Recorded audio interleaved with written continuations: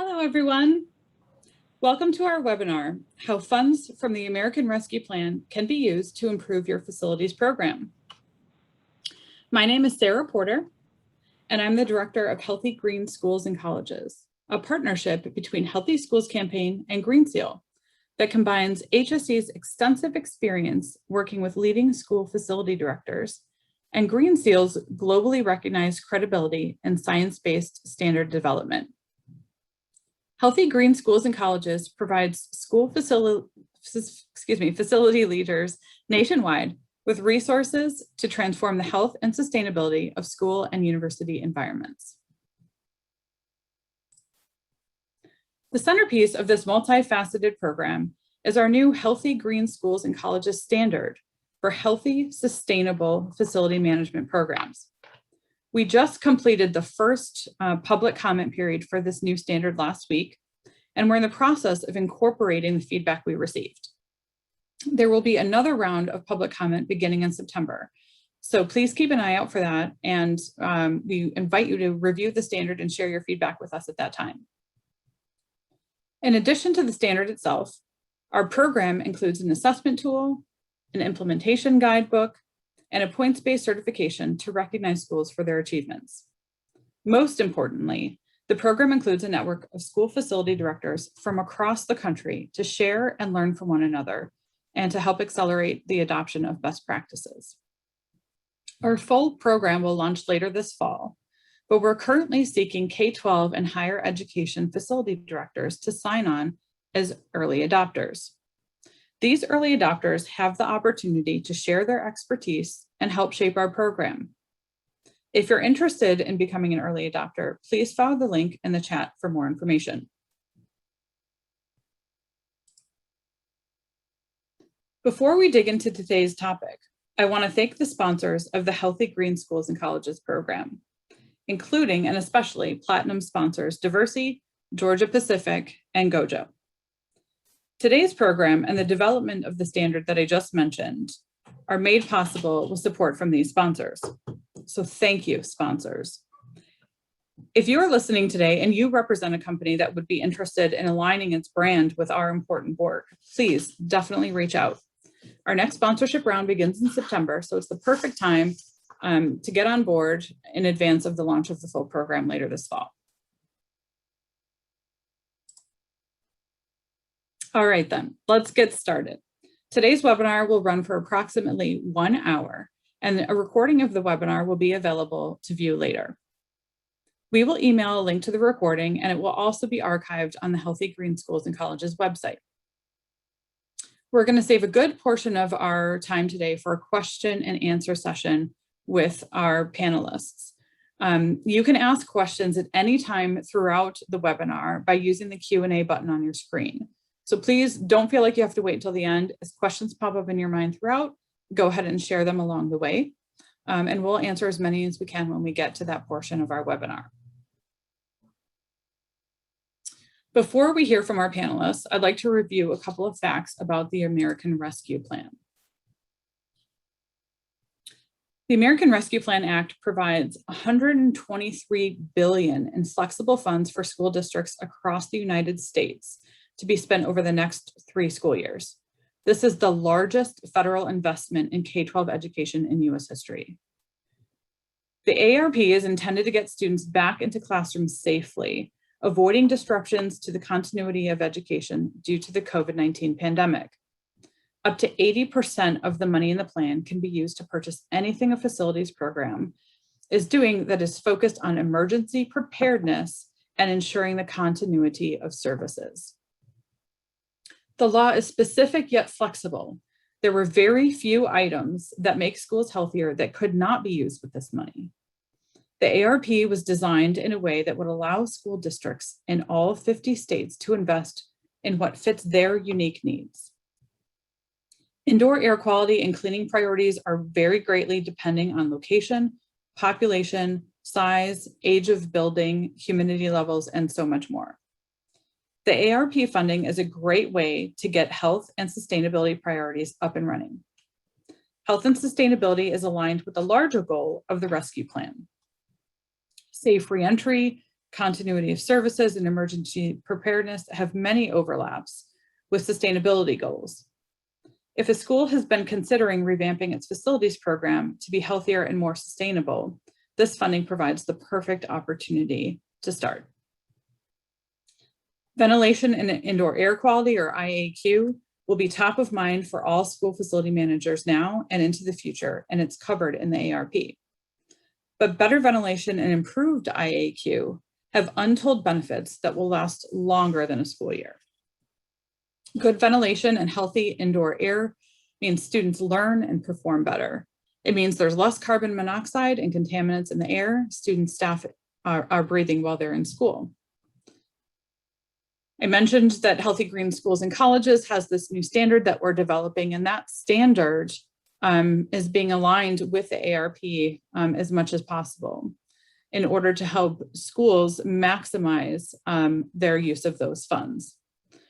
We drafted this national standard, as I mentioned, and did the first public comment period and are continuing to make revisions to it. And our intention here is to really provide a resource that will help schools align their work with this unique funding opportunity, all to make sure that schools can be as healthy and safe as possible for students and staff.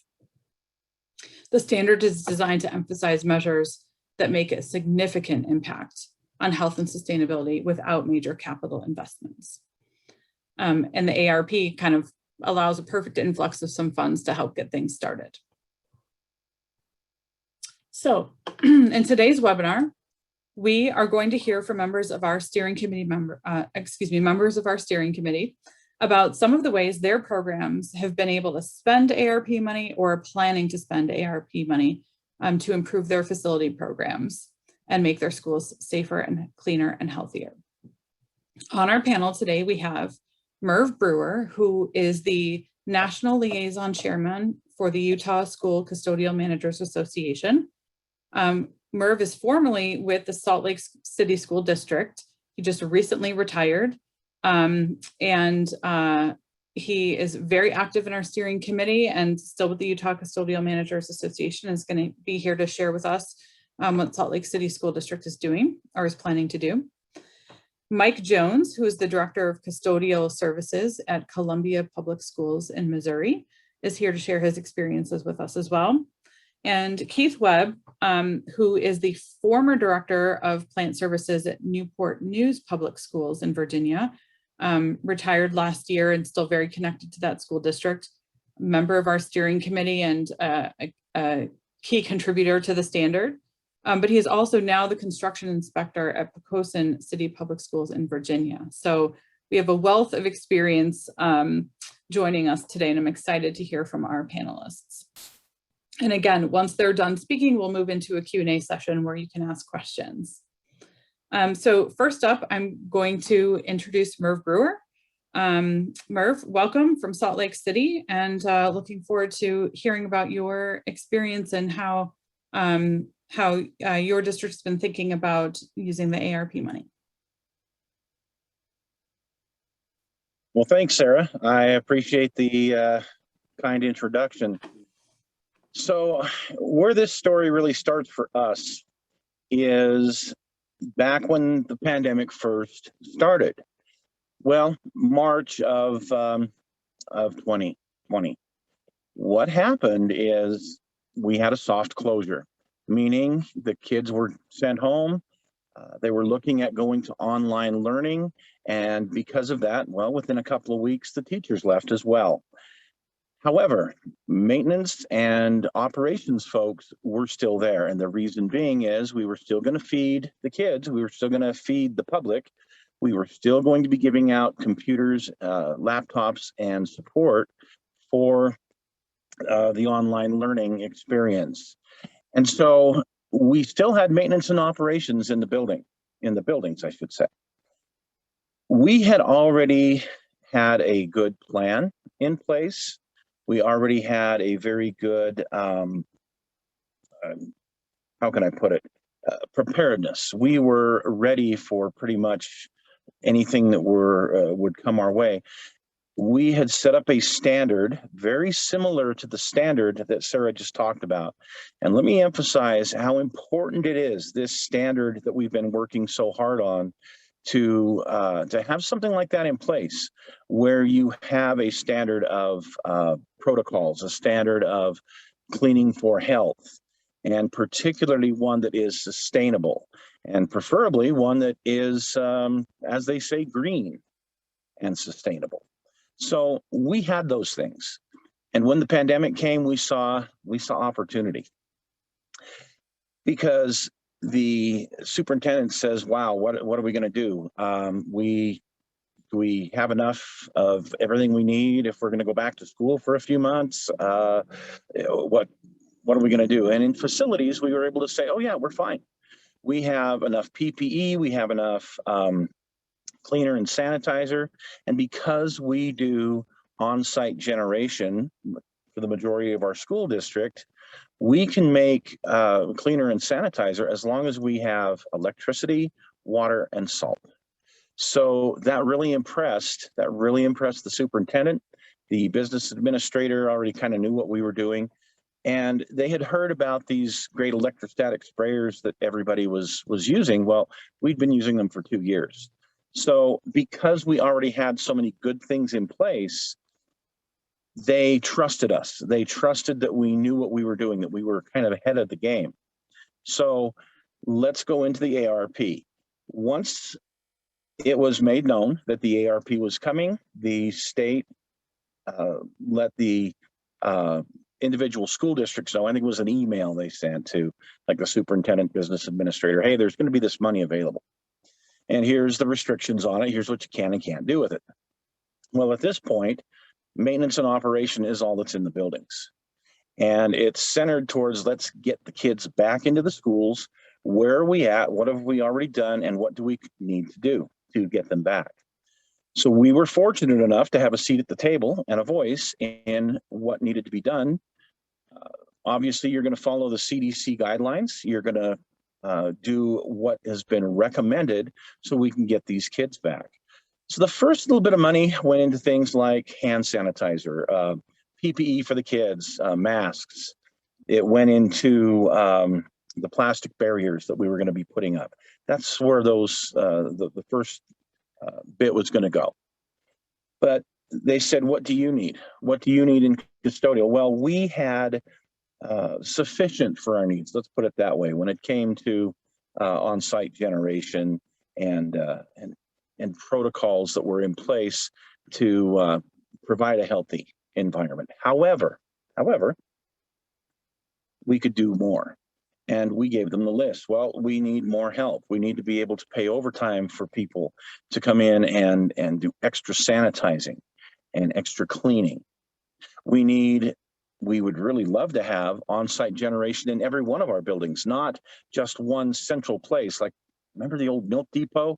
You'd have a milk depot where you could go buy milk, or the milkman would come from that depot and he would deliver it to your house. Well, that's kind of what we were doing, but we thought if you could have on-site generation at every building, man, that'd be great. Those electrostatic sprayers, hey, let's get some backups. Let's have a couple at every school. That would be great. The opportunity then came to go a little bit deeper into more long-term things that would help us, like with our indoor air quality. We usually replace our vacuums, change them out into newer ones, about 5 or 6 every year, because that's all you have money for. Well, we had a great opportunity to replace every one of our backpack vacuums with brand new ones with HEPA filters. That, wow, this is going to be great, that we will be able to have a better, cleaner indoor environment. We were also, let's see, we got the on-site generation. We got more backpacks, backpack vacuums, backpacks, electrostatic sprayers. And then there came this recommendation from the CDC and the folks that do the indoor air quality. I can't remember the name of the acronym right now, but they had recommended that we move to a better filtration than what we were doing.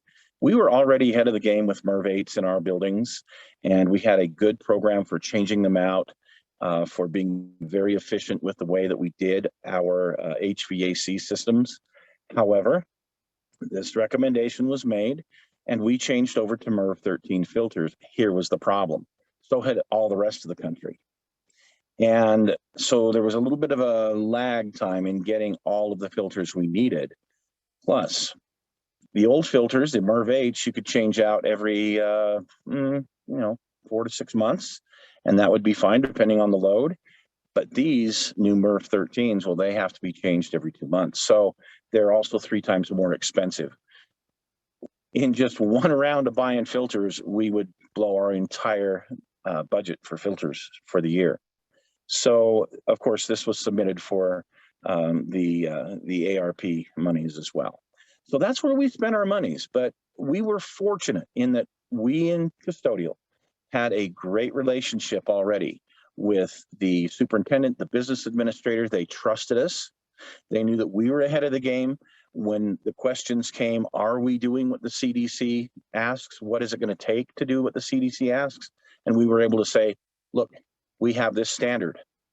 And this standard is very similar, as I said, to what Sarah has talked about. So if you haven't looked into the standard, please do so. It is a great opportunity to make a system within your school district that will be sustainable and will be healthy. That's all I have for right now. Thanks very much.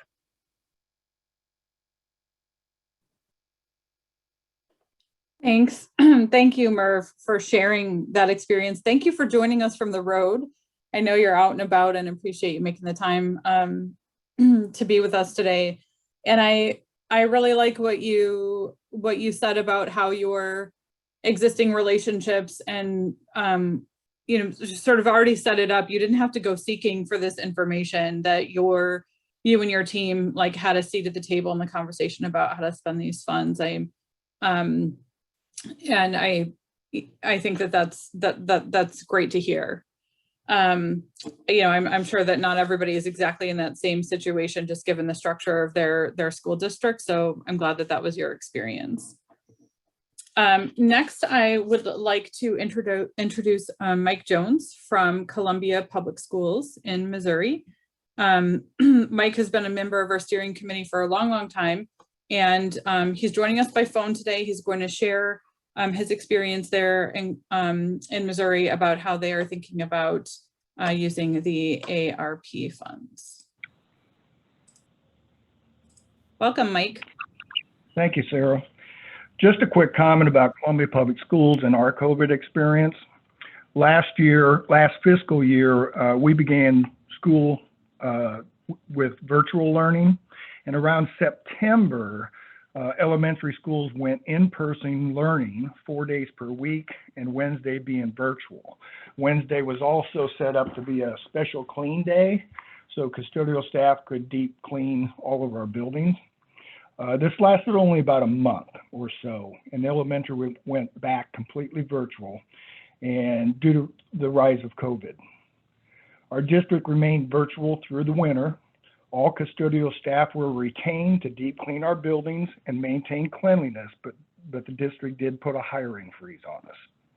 In January 2021, elementary returned to in-person learning 4 days per week with Wednesday virtual. Secondary returned in the same format about a month later.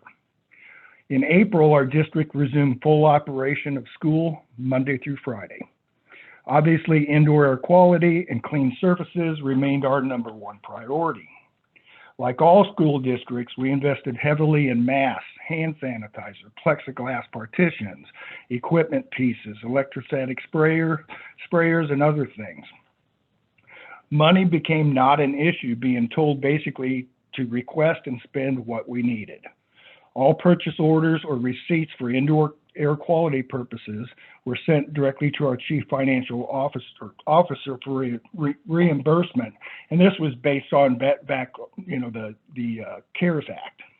Overtime for cleaning was approved with no question. It's interesting, we invested heavily on improving indoor air quality prior to the passing of the 2021 American Rescue Plan. We tested and ended up bidding out for installation global plasma solutions needlepoint bipolar ionization units in all classroom spaces and some larger areas. I'm not an expert in this area, but reduces 99.4% of COVID-19 surface strain within 30 minutes. AC units were programmed to run earlier and later than normal, and they also increased minimum outside air damper rates. We contract out our air filter replacement, and frequency of replacement was increased. We have numerous old buildings with HVAC units needing upgraded. We primarily use MERV 8 filters, and we considered increasing these, but we're not comfortable making that change due to the older equipment and could not really get them anyway. IT department invested in UV light technology to clean student and teacher computers and devices. Student laptops and other devices were upgraded and hotspots purchased to help with virtual learning. When we were virtual, nutrition services continued to provide breakfast and lunch for students at strategic locations at district buildings for parents to pick up. I requested funds to update several areas of our custodial equipment, updated carpet extractors to maintain cleanliness of carpet and classroom rugs, purchased numerous stick strippers that allow scrubbing floors without the use of chemical, several new auto scrubbers and burnishers with dust control.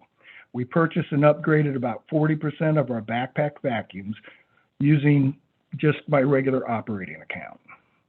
Around $50,000 was approved and transferred into my capital. With the school basically being virtual the majority of last school year, I'd only spend about 70% of my operating budget. I met with my CFO and COO to request me to use some of the funds for capital. They approved another $50,000 to help update even more of our custodial equipment. Between all purchases to upgrade just my custodial department, I spent nearly $150,000 for new purchases of equipment. With the passing of the American Rescue Plan, we will have more funds available to improve indoor air quality at some point. It's my understanding the state of Missouri does not have appropriation authority to request funds, and the Department of Elementary and Secondary Education, has submitted a plan for approval of those funds. Our district administration has been quiet on pulling departments together to begin planning and discussing distribution of funds. My recommendation is to begin looking at your department and being prepared to recommend improvements. I'm pretty sure we dipped into our reserve funds, and I'm pretty sure the district may be looking at whether or not they can use those funds to replenish our reserves that we maintain. I built a really good relationships with district administration over the years. They understand that I only request funding for purchases or capital for only areas that are important and need to be improved. Thank you for listening today.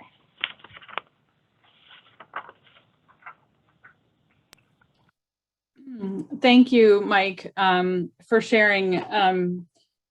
It's interesting to hear that you and Merv had similar thoughts early on about some of the things you wanted to change in your program, but have had a very different experience so far in sort of figuring out how to leverage the funds from the American Rescue Plan. So I appreciate you sharing with us. We are going, we have one more panelist that I'm going to introduce. Before I do that, I just want to remind you that after our next panelist shares, we're going to move into our Q&A session. So I see questions coming in, but please don't hesitate. You don't have to wait until we get to that point. Go ahead and continue to submit your questions. I would also encourage everyone to use that Q&A feature If you have something to share, tell us about how you are using the funds or any challenges that you might be facing. We want to know about that as well. It will help inform the work that we're doing and would love to be able to share that. So please go ahead and use that Q&A feature. Also, sort of like a chat to share with us what your experience is or suggestions that you might have. So do not hesitate to do that. And so next, I would like to introduce our third speaker.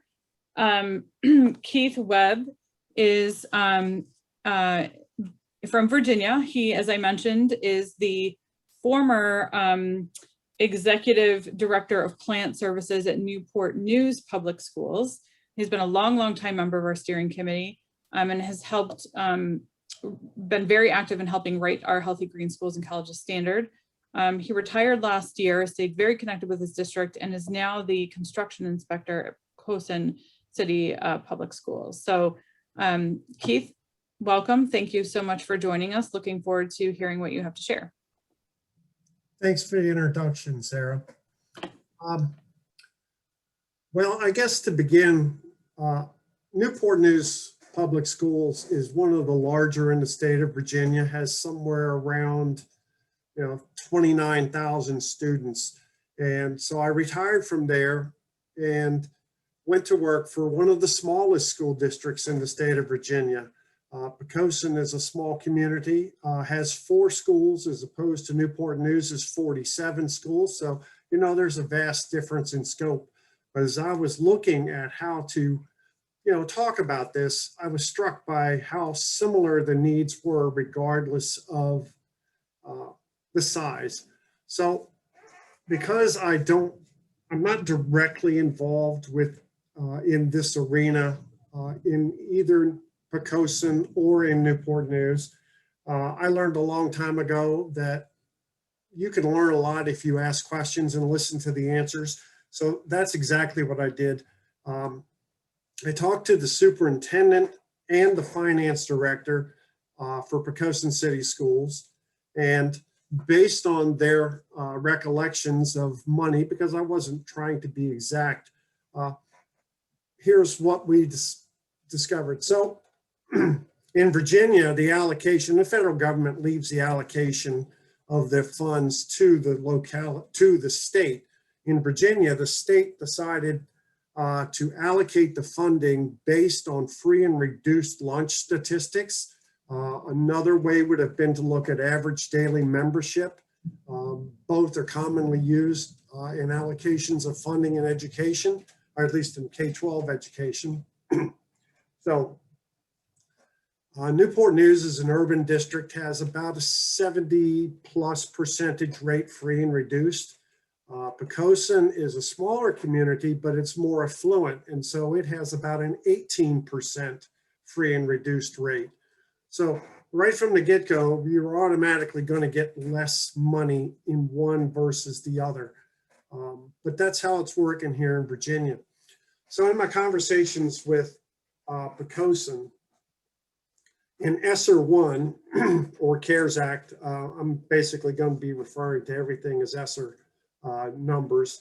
Pocosin received about $270,000, and they used that to fund air conditioning in the high school gymnasium, which had never been air conditioned. And they did that in partnership with the city because the city had ESSER money that it needed to spend. They used it to buy a bus.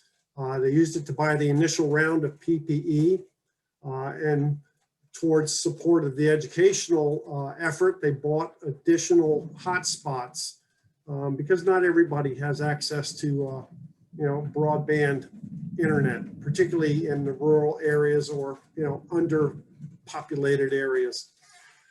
So they got the 270. Then they got another fund, $55,000 of ESSER 1, and this one flowed a little bit more into the facility side.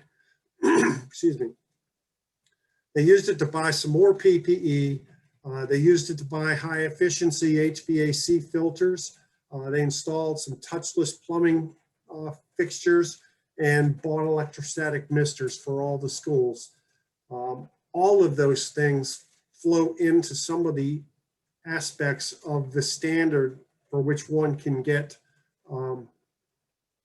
points aside from actual perhaps face masks, but it all kind of rolls into safety, which is something that the standard emphasizes. So in ESSER 2 funding, they received about $206,000, which they used to buy PTZ cameras, pan, tilt, zoom cameras and monitors to promote remote instruction, because as you know, most of the nation was under remote learning this past year, and they got Chromebooks so that they could disperse them to those who didn't have school computers.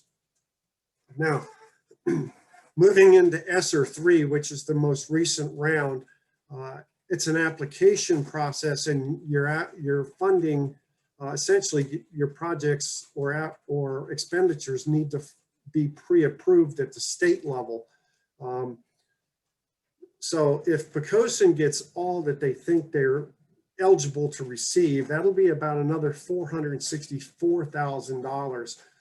And one of the strings is a minimum of 20% has to be used to address learning loss. So Poquoson is going to use it predominantly to address learning loss, paying for summer academy, paying for pay adjustments on all staff to reflect hours worked during the pandemic, weekend and night remediation programs. So all in, they're at about $995,000 across all the ESSER funding to date. Now moving to Newport News, the more urban and larger district, there I talked to the Assistant Superintendent of Business and Support, as well as the Executive Director of Plant Services, who took my job when I retired. Imagine having a conversation with that person. So Newport News, in ESSER 1, they got about $9 million. And they used that to basically flesh out their one-to-one computer technology so that every student in the district had computers. And then they did their first round of PPE purchasing, masks, hand sanitizing stations, plexiglass. We all know what we're doing around PPE. Moving into ESSER 2, they got $36 million, and they used it to pay for instructional and curricular changes associated with moving to a distance learning model. They also used it for professional development, not just for the teachers, but also for the maintenance staff and the custodial staff to kind of move people into this new paradigm in which we found ourselves. They had some special ed related issues that they funded, and they were able to add additional positions within the custodial department. They also used ESSER 2 funding to buy multi-filtration standalone air filter units for each instructional space. And kind of harking back to what Merv talked about, filters, Newport News was already at 8 Merv, and you put a real tax on your equipment if you try to move up too much, because as Mike said, the old equipment doesn't tolerate higher filtration very well at all. So Newport News decided basically we're not going to move up in our MERV filter, but we will replace every single filter in one fell swoop. So they did, and that was $128,000 just for that. So in ESSER 3, the total kitty to Newport News is going to be about $82 million if all projects are approved. And they're going to spend about 17 of that towards instructional mitigation, which leaves a plus or minus $65 million left over for capital needs essentially. But they're all to fund HVAC projects at the schools. So as you might imagine, having that much money requires a lot of planning on how you're going to utilize it. So they did a lot of investigation out in their fixed plant to figure out what needed what. And they discovered they had several schools that didn't have essentially any outdoor air intakes that were either functioning or just weren't there at all. So those projects went to the head of the list to get a standalone air intake system. But on the other hand, they also found out that 10 of their 47 schools were in perfect compliance with the current ASHRAE standard. So that's a good thing to figure out. So the balance of the money is total replacement at 9 schools of all HVAC systems, as well as major component replacement and upgrades at many schools as they can make the money spread around. All in, they received about $155 million. And as I said at the beginning, there's lots of options out there for what you can do with the money.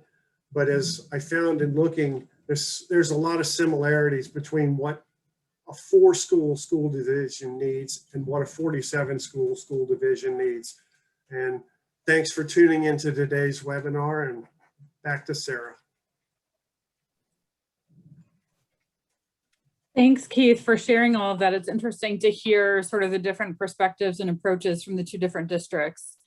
It also sounds like figuring out what to use these funds on has been a great exercise in sort of evaluating what your current setup is and what needs to change and what doesn't. So I know we've got lots more questions for you. Thank you so much. So we're gonna move over to our Q&A session.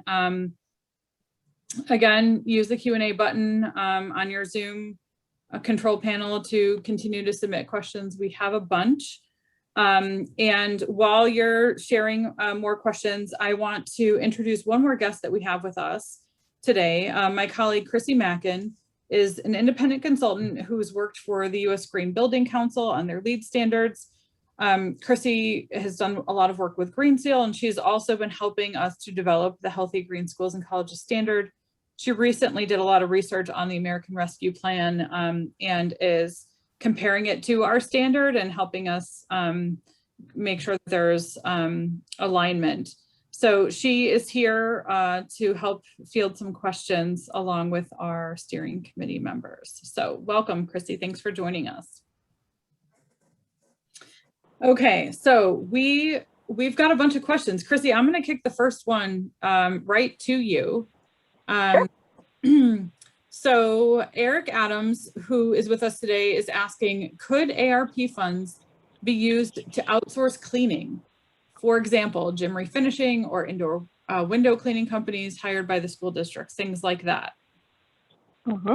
So, based on the text of the American Rescue Plan, I would expect that those types of activities, the outsourcing of cleaning is not necessarily what would be out of scope, but the purpose of what those tasks would be for could be outside the scope of the funding. So the way the American Rescue Plan, the way the text is organized in terms of how do we determine if something is fundable with these dollars, there's a couple of different subsections that really apply.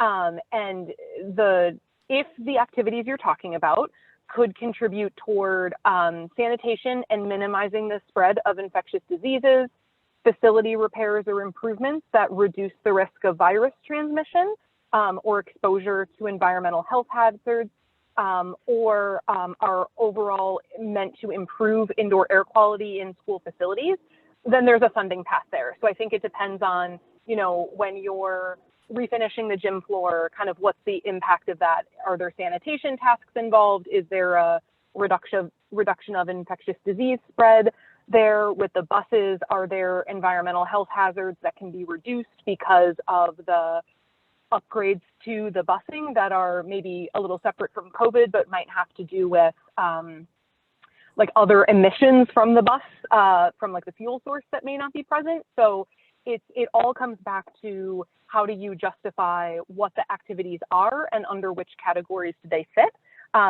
So I would say that's a great example of something that your state education commissioner might have additional feedback on, what type of information would they be collecting from you on your expenditures?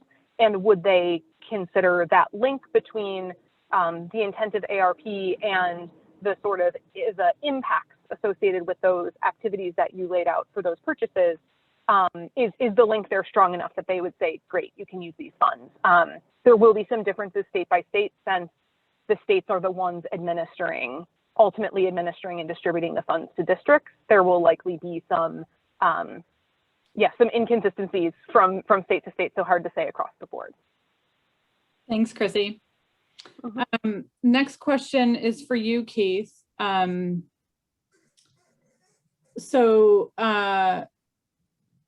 have a listener, Sarah Ross, who's asking, she says, it's my understanding that districts need to demonstrate some nexus with COVID in spending ESSER 1, 2, and 3 funds. What's the nexus to COVID to justify purchase of the bus and the air conditioning in the gym? Were you involved enough in that to know sort of what the thought process was behind that? And are you able to speak to it? I really cannot speak to the bus decision. The HVAC decision was, if you don't have air conditioning, all you've got is heat. And heating doesn't typically like filter the air.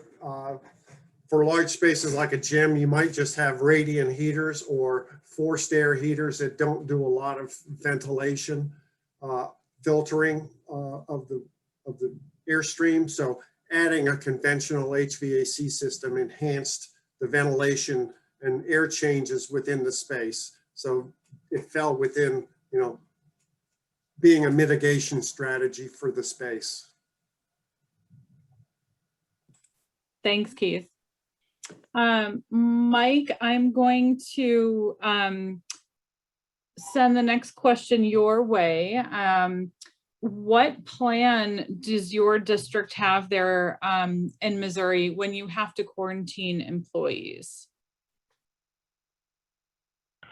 Back in early COVID, if they went and got tested, became positive, if they just went and got tested, or typically if they were in the school, they'd go see the school nurse. They would look at basically most of the fundamental, you got a fever, you're coughing, all the basic COVID symptoms.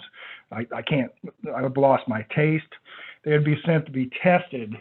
If the district paid them, they did not take their benefits. Okay, so they paid them to stay home until they either tested positive or negative.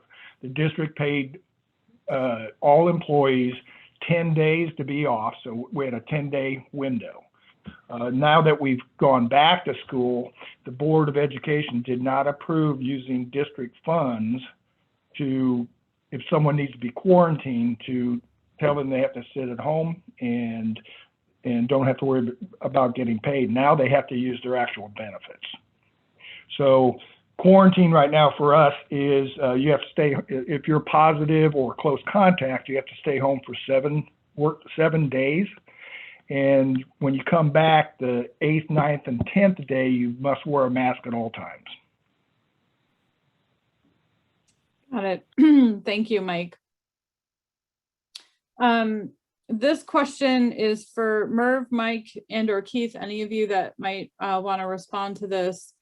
Are any of your districts thinking about using or making investments to improve custodial operations efficiencies? Oh, me. I'll take that one. Go ahead.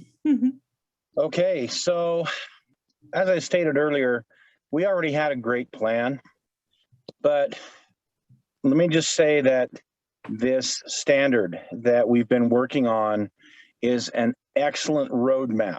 If you haven't heard of the standard, if you're not familiar with it, familiarize yourself with this standard, be one of the early adopters, because this standard is a great roadmap on how to become more efficient. The one thing that I've really learned in the past, the past several months, particularly when I retired and started to investigate more of what's going on out there in the custodial world outside of just Salt Lake, I found that poor custodians, they work so hard. They work too hard because they're so inefficient, because management does not get them the tools, equipment, the training, the things that they need to become efficient.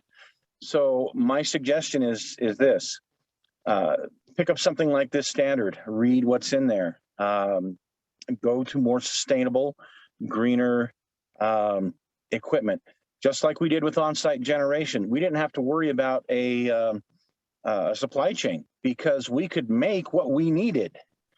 We were already doing things very simple, very efficiently. The equipment that is out there, things like these electrostatic sprayers, help you to become efficient. On-site generation help you to become more efficient.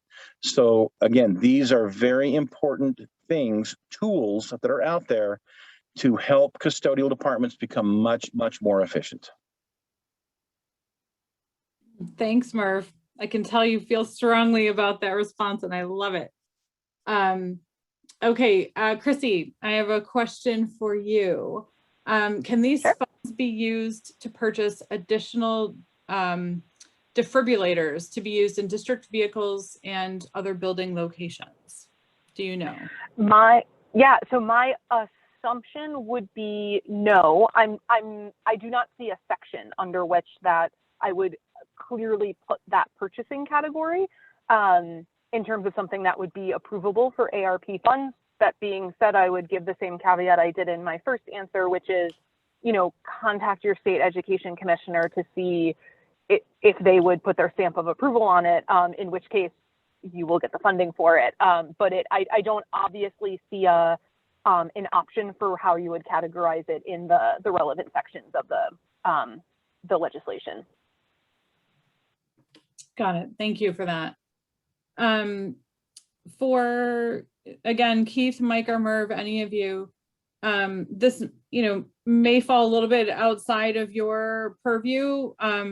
Maybe yes, maybe no, but you might be aware of this, so I'm going to ask it anyway. I'm wondering if any of your districts have considered developing additional outdoor learning spaces. And if so, what is the perspective of you and your teams on the maintenance of those spaces? Anybody want to take that one? I guess I'll take that. In Salt Lake, no, that was not something that was considered, because online learning, well, that puts the kids wherever they want to be. If they want to be outdoors, if they want to be in their room, wherever they want to be. The online learning was a very powerful component.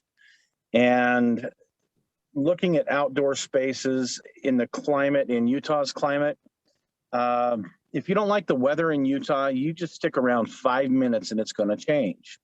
So that's part of our problem, is we're not in a climate that is conducive to a lot of outdoor. We just can't really pick and choose when we want to go outside and do our learning. So for us and people in climates like us, it's really important, the online aspect of things. Thanks, Murph. Keith, I saw you also. Go ahead. So my experience with outdoor classrooms is much akin to Merv's. You can have them, but we're creatures of comfort inherently, and sitting outdoors is not necessarily a first choice for a teacher. That having been said, when the pandemic was developing initially, there was a move to have classes outdoors.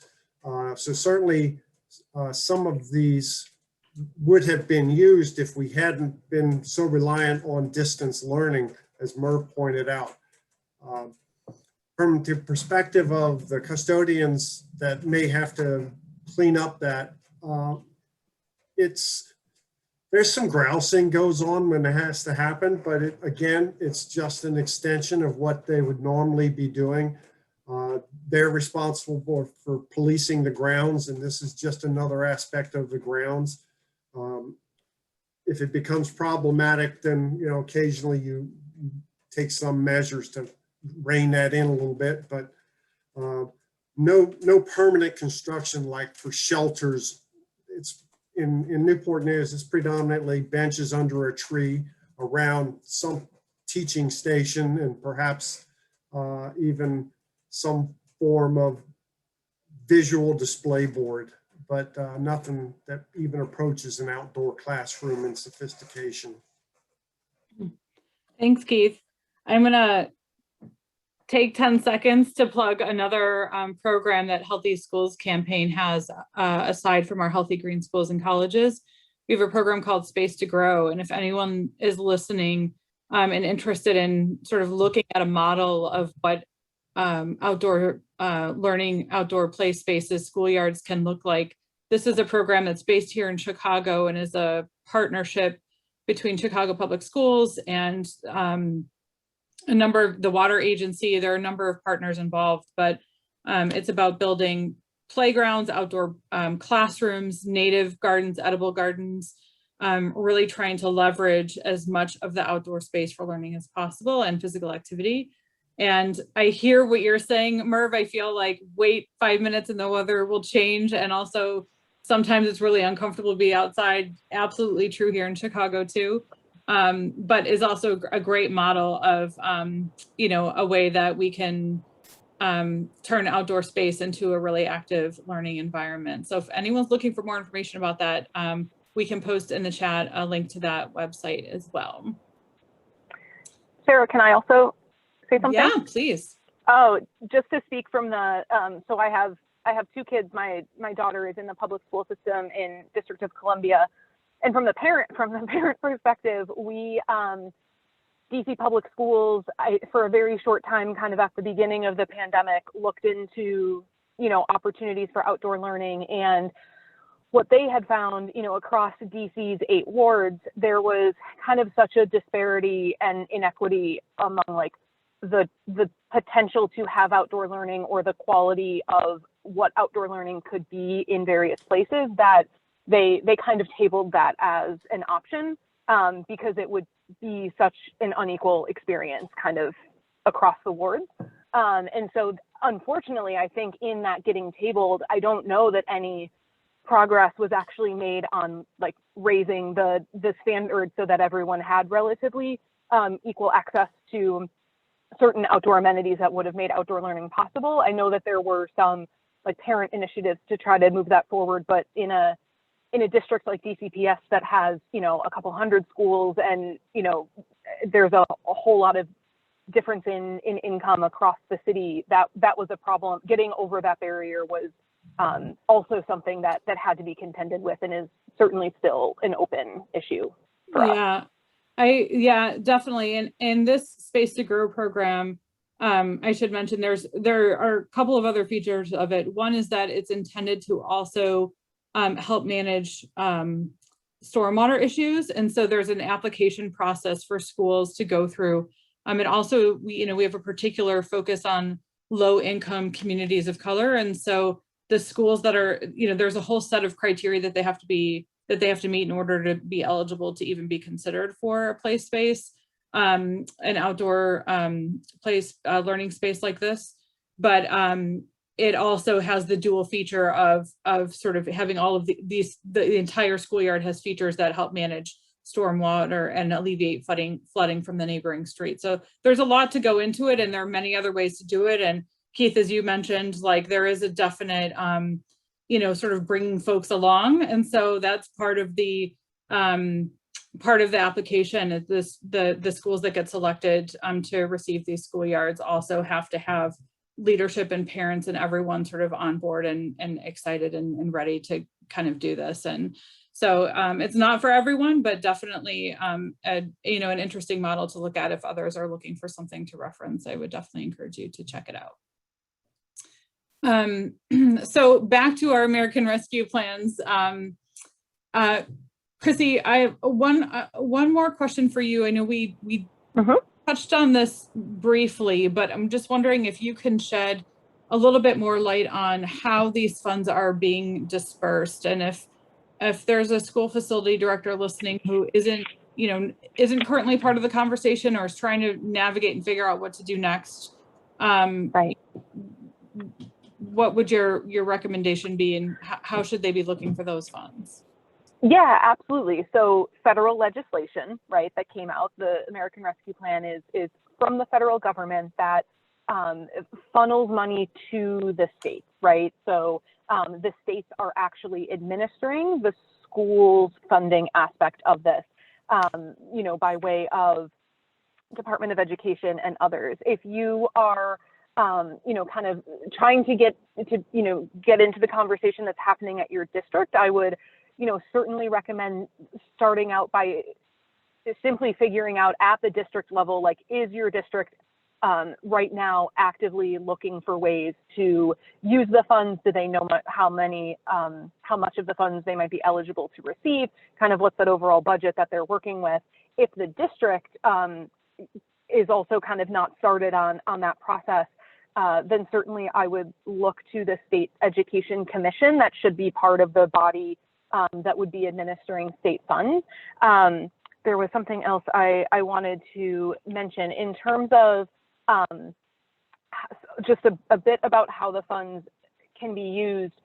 Up to 80% of the overall funds received from the program can be used for things like, sanitation, minimizing the spread of infectious disease, repairs, maintenance, improvements, HVAC systems, any implementation of any sort of policies that are in line with the CDC guidance for reopening schools. So the vast majority of the funding available should hit the folks on this webinar, right? It's relevant to this group. And so you are all folks who should be engaged in those conversations and should be getting outreach, right, from your districts for how to implement that. So yeah, I would start with your district if you kind of haven't heard anything at all, the district administration, and then yeah, work up to the State Education Commission necessary. Thanks. Thanks, Chrissy. We have more questions than we have time to get to. I'm going to throw out one more question. It's so hard to choose because there are many. So I'll ask Merv, Keith, and Mike to each give like the just 30-second quick response to this question. But are your districts reevaluating cleaning regimens based on the science that supports that this is an airborne transmitted disease? So this sort of, we've, in our group, in our program, we've talked a lot about hygiene theater and over disinfecting and how to make sure that, the approach is the right and best and safest one for everyone. But I'm wondering if you can just sort of speak to what guidelines, you're using to ensure that you're using the right products in the right way at the right time for the right thing. Mike, do you want to go first? Yeah, I'll do that real quick. Yeah, we had restroom cleaning signs, checklists every hour throughout the day on restrooms, on drinking fountains, and constantly sanitizing or disinfecting. We are not doing that anymore. So summer school's over. When school starts back up, we're reducing the amount. We're still going to clean our most touched surfaces, but we're not going to completely all the time be spraying sanitizer and disinfecting.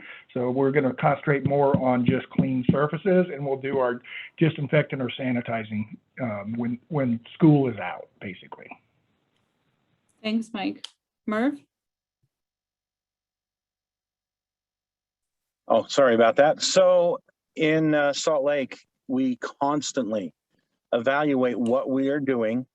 We stay on the cutting edge of the announcements from CDC, from EPA. We get as much information as we can, and we keep a very open mind. So what we like to do is we will evaluate what we are doing against the current information and make changes if we feel we need to. And quite often we do. We make little adjustments here and there. Nothing real major, but the adjustments that are needed to keep us ahead of the game, to keep us on top of what's being said, what's being done. We want to be the leading edge in what's going on. And fortunately, the assistant director of facility services over there in Salt Lake, which is Ricky Martinez, well, he was my partner for so many years and is so passionate and so invested in all of this that he's going to continue that legacy for many years. So it's a good, solid place to learn from. Salt Lake is definitely the leading edge. Thanks, Merv. Ricky's listening today, so I'm sure he's smiling. Keith? Oh, you're on mute though. Sorry about that. As was mentioned already, it's a constant evaluation, it's not like a one and done. You're always looking to see what you've got to do to kind of just, stay with what's in front of you. The second half of the question talks about evaluation of products being brought in to make sure that they aren't introducing issues into the building. Well, all three of us, Mike, Merv, and I, have won awards for our green cleaning efforts. And trust me when I tell you, if you're trying to be green in your cleaning program, the likelihood of dragging some product in is greatly diminished because you're paying attention to that. Merv mentioned on-site generation. Newport News is a big on-site generator, and I'm not talking about electrical power here. I'm talking about generation of your cleaning solution. It helped the supply line issues, as Merv was talking about, and that was a huge deal for Newport News as well. They weren't out scavenging for supplies because it was being made essentially on demand.